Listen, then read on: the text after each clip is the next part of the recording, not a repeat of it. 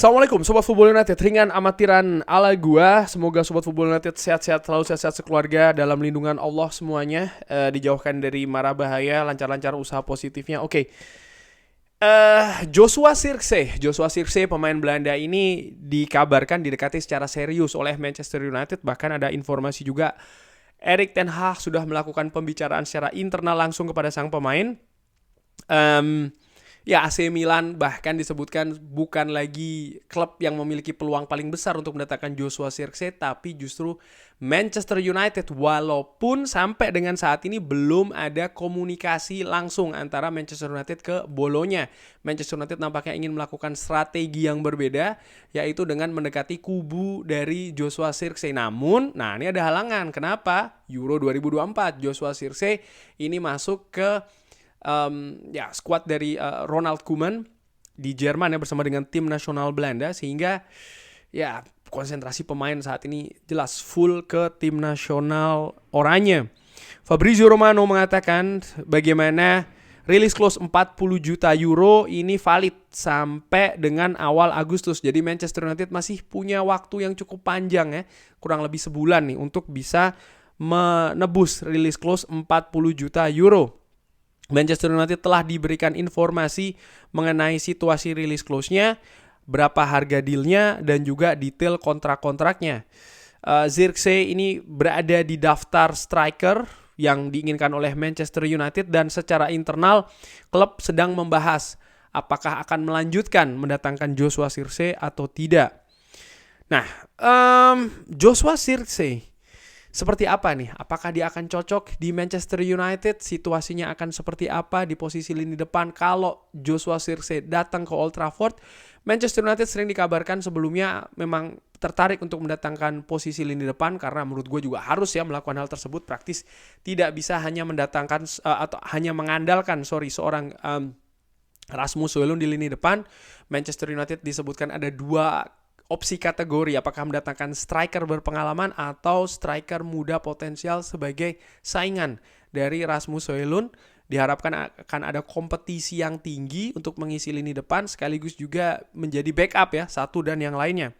Joshua Zirkzee 23 tahun, valuasi saat ini ada di 48 juta euro. Dia bermain 2 musim terakhir ini di Serie A di Bolonya. Musim lalu menciptakan 11 gol di Serie A, pernah bermain di Belgia dan juga di Bayern München. Nilai transfer bahkan kalau gue lihat dia ini pernah bermain di klub Belanda seperti ADO Den Haag dan juga Feyenoord sebelum ditransfer ke Bayern München. Dan terakhir Bolonya ini menebus dari Bayern München 8,5 juta euro. Kalau gue lihat karakteristik dari Joshua Zirkzee dari WhoScored, kekuatannya ada pada dribbling, passing, through balls, dan itu gue garis bawahi kontribusi secara defensif. Dia suka dribbling, dia berani melakukan shooting dari jarak jauh, dan dia juga suka melakukan tackling. Ini tadi disebutkan ada kontribusi defensif, dan dari situ gue asumsikan secara ringan amatiran Joshua Zirkzee ini punya pergerakan yang sangat cair. Bukan hanya menyerang, tapi juga bergerak ke sisi-sisi lain, termasuk juga membantu pertahanan ketika dibutuhkan. Berarti Joshua Zirkzee ini bukan tipe striker yang dia hanya berada di ujung tombak, di kotak penalti lawan sebagai predator untuk menerima umpan-umpan dari lini tengah atau bahkan lini belakang. Bukan seperti itu, tapi pemain lini depan yang sangat aktif bergerak, baik dengan ataupun tanpa possession. Kalau gue bandingkan misalnya pergerakan dari atau heatmaps dari Rasmus Højlund di musim lalu, bisa dilihat Rasmus Højlund juga merupakan striker yang sangat aktif bergerak di lini depan dan juga di setengah dari zona pertahanan lawan. Dan sering kita saksikan pun juga seperti itu, Rasmus Højlund sangat aktif bergerak dengan ataupun tanpa possession. Dan kalau gue bandingkan dengan Joshua Zirkzee musim lalu di Bolonya pun juga sama. Dia aktif melakukan pergerakan bahkan di awal sepertiga akhir dari pertahanan lawan. Jadi ada kesamaan nih pergerakan dari Joshua Zirkzee dengan Rasmus Højlund. Ini tentu saja berbeda dengan striker-striker ujung tombak, katakanlah demikian ya. Seperti Victor Osimhen. Bisa dilihat nih, Victor Osimhen seperti apa ya, memang predator kotak penalti, hit maps-nya sebagian besar ada di sana. Pemain yang sempat dikaitkan dengan Manchester United, Serhou Guirassy yang sudah here we go ke Borussia Dortmund ya kan. Ini pun juga seperti itu. Banyak di kotak penalti lawan hit maps-nya. Harry Kane yang tampil luar biasa di Bayern Munchen musim lalu pun juga seperti itu. Pemain yang bursa transfer musim lalu diinginkan langsung oleh Erik ten Hag. Tapi nampaknya Joshua Zirkzee ini menawarkan hal yang berbeda. Kalau gue bandingkan antara Joshua Zirkzee dan juga Rasmus Højlund, ini gue ambil dari Schalke ya. Bagaimana dari sisi pertandingan hampir sama, shot akurasi berbeda cukup lumayan, gol hampir sama ya, beda 1 gol saja. Lalu passing akurasi menurut gue hampir sama di sana. Interception, ball recovery, dan sentuhan di kotak penalti lawan, Joshua Zirkzee ini lebih bagus dibanding Rasmus Højlund. Jadi menurut gue ada semacam kayak saling melengkapi dengan ide yang sama sebenarnya. Gaya permainan dari Rasmus Højlund dan juga Joshua Zirkzee. Dan kalau gue bandingkan dari grafik, bagaimana Joshua Zirkzee ini nyaris selalu lebih unggul ya dibandingkan oleh Rasmus Højlund, terutama di pergerakan dia sangat cair sekali nih jika dibandingkan dengan Rasmus Højlund. Mungkin ada tipikal kompetisi yang berbeda, karakter yang berbeda juga, sehingga ya menurut gue memperbandingkan ini sebenarnya tidak terlalu apple to apple, karena yang satu di Serie A, satu di Premier League. Hanya saja gue ingin membandingkan paling tidak secara karakter ataupun juga gaya filosofi bermain ya antara Joshua Zirkzee dan juga Rasmus Højlund, di mana memang banyak sekali pergerakan tinggi, bahkan ya pergerakan dari seorang Joshua Zirkzee. Ini merupakan perbandingan, lagi-lagi perbandingan dari kedua pemain ini secara rating oleh WhoScored, Joshua Zirkzee lebih tinggi dibandingkan dengan Rasmus Højlund. Lagi-lagi ya pergerakan dari Joshua Zirkzee ini sangat cair. Dribbling pun juga demikian, dia lebih tinggi dibandingkan dengan Rasmus Højlund. Passing akurasi hampir sama, ini menarik ya, di sekitar 77-78%. Nah, sebelum ke faktor yang lain, gue melihat juga cedera dari Joshua Zirkzee. Ternyata musim lalu dia ini sempat absen total 47 hari secara total ya. Ada cedera hamstring.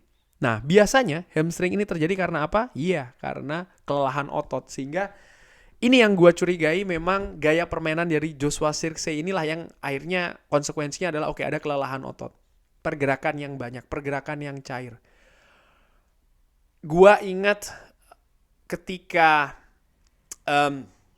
Manchester United dengan Cristiano Ronaldo, pada saat itu Ole Gunnar Solskjaer selesai, lalu ada Ralf Rangnick yang datang, Bapak gegen pressing. Tantangannya adalah lini depan Manchester United. Apakah mau bergerak secara aktif? Lalu dengan Erik ten Hag, nampaknya juga sama. Dia menuntut para pemainnya ini aktif bergerak. Termasuk juga pemain depan. Nah, musim lalu, sempat Manchester United atau 2 musim lalu ya, ada situasi dengan Wout Weghorst dan juga Anthony Martial sebagai ujung tombak, di mana Wout Weghorst walaupun dengan kondisi fisik yang tinggi besar, dia pun juga dituntut untuk melakukan pergerakan yang sangat tinggi sekali, dan ini menyulitkan bagi seorang Anthony Martial yang nampaknya tidak terbiasa dengan sistem permainan itu. Musim lalu Rasmus Højlund pergerakan juga dituntut sangat tinggi sekali, karena Manchester United dalam menyerang tidak hanya memfokuskan ya atau membebankan kepada pemain depan saja, tidak, tapi bagaimana sayap-sayap serang, gelandang serang pun juga diminta aktif membantu serangan dari Manchester United. Erik ten Hag ingin supaya Manchester United ini dominan ya, terutama ketika memegang possession dan juga bermain secara menyerang yang atraktif. Garis bawahi atraktif. Ini dibutuhkan situasi yang juga aktif, tidak bisa secara pasif. Joshua Zirkzee bisa memberikan hal tersebut. Dan nampaknya profil seperti inilah yang dicari oleh tim kepelatihan Manchester United sekaligus juga oleh Ineos, karena sekarang football operation termasuk juga filosofi sistem permainan Ineos juga memegang peranan di sana. Dari situ menurut gua kayaknya memang Manchester United ini mencari dalam tanda kutip duplikasi dari seorang Rasmus Højlund dengan tidak berharap ada karakter yang terlalu berbeda, gaya permainan yang terlalu berbeda, variasi bahkan yang terlalu berbeda khusus untuk posisi lini depannya. Jadi sudah ada sistem, sudah ada pakem yang ingin diterapkan dan sekarang mereka sedang mencari pemain yang dianggap bisa melakukan hal tersebut, dan dalam hal ini mereka melihat ada pada diri Joshua Zirkzee. Seperti apa transfernya ya, Manchester United sedang dalam proses. Nanti akan gue update, tapi menarik bagaimana memang profil seperti itulah yang dicari menurut gue secara ringan amatiran dalam diri Joshua Zirkzee. Secara non teknis, dia pemain Belanda, pernah bermain di Belanda juga. Erik ten Hag orang Belanda, staffnya banyak orang Belanda. Jadi menurut gue secara karakter, secara pendekatan, secara personal harusnya tidak masalah ya. Hanya saja ya ini tadi pendekatan secara teknis dan harus diawali dulu dengan pendekatan secara transaksi dulu nih. Bisa tidak Manchester United mendatangkan seorang Joshua Zirkzee ke Old Trafford? Kurang lebih demikian bagaimana menurut Sobat Football United analisa tadi secara ringan amatiran. Silahkan drop di kolom komen. Terima kasih sudah menyaksikan. Jangan lupa like, sholat, dan juga subscribe. Wassalamualaikum warahmatullahi wabarakatuh. Thank you.